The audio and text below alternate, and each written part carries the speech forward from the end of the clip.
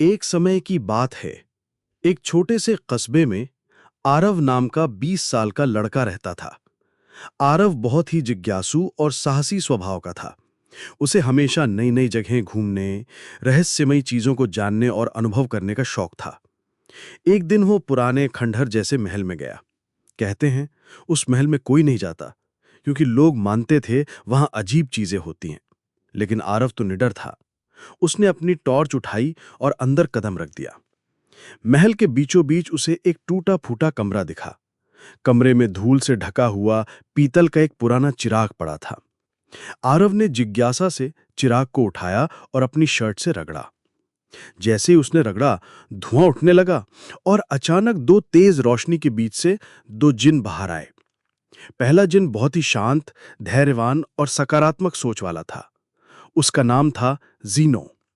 दूसरा जिन एकदम उसका उल्टा था, गुस्सैल, जल्दी चढ़ने वाला, हर चीज में नकारात्मक सोच रखने वाला। उसका नाम था कीनो। दोनों देखने में एक जैसे थे क्योंकि वे जुड़वा थे, लेकिन उनके स्वभाव बिल्कुल अलग। आरव चौंक गया, लेकिन जिन ने कहा, डरो मत, हम तुम्हारे चिराग के जिन हैं। तुमने हमें जगाया है, इसलिए अब हम तुम्हारी मदद करेंगे।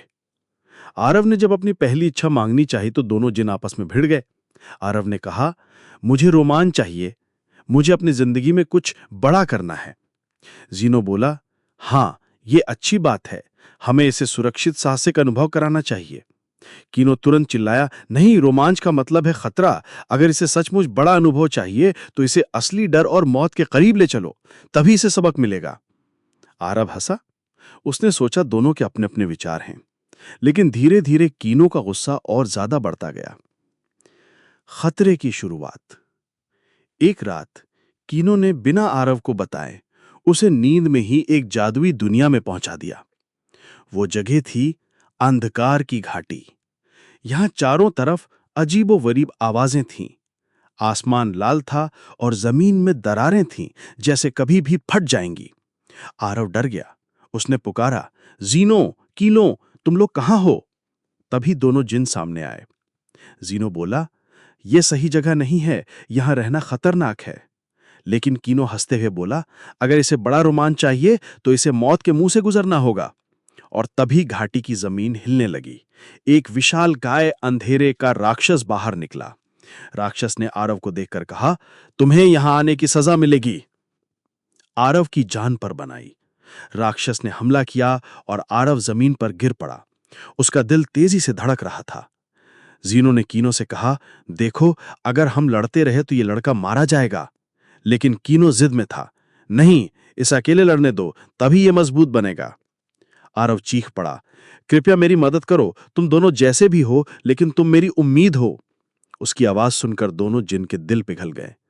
जीनो ने धीरे से कहा, सुनो कीनो, विरोध करना गलत नहीं है, लेकिन अगर हमारे जिद इस इंसान की जान ले ले तो हम जिन कहलाने लायक भी नहीं रहेंगे। कीनो कुछ पल चुप रहा, फिर बोला, ठीक है भाई, इस बार हम मिलकर करेंगे, लेकिन याद रखना, मेरे बिना तो अधूरा है और तेरे बिना मैं। दोनों जिन ने पहली बार साथ मिलकर अपनी ताकतें जोड़ी।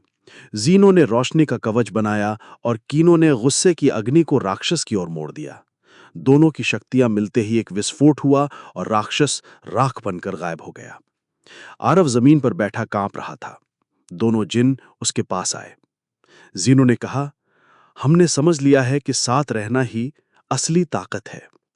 कीनो ने भी सिर झुकाते हुए कहा, हां, विरोध जरूरी है, लेकिन एक दूसरे को पूरक बनाना और सही वक्त पर साथ खड़ा होना उससे भी ज्यादा जरूरी है।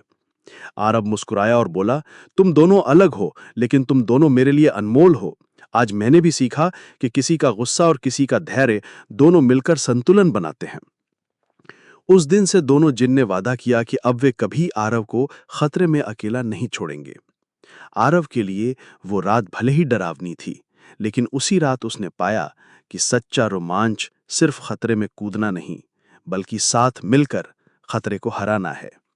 और इस तरह एक लड़के और दो विपरीत स्वभाव वाले जिनों की कहानी हमें यह सिखाती है कि विरोध और मतभेद तब तक सही हैं जब तक वे हमें एक दूसरे को बेहतर बनाने में मदद करें, लेकिन असली ताकत एकता में है।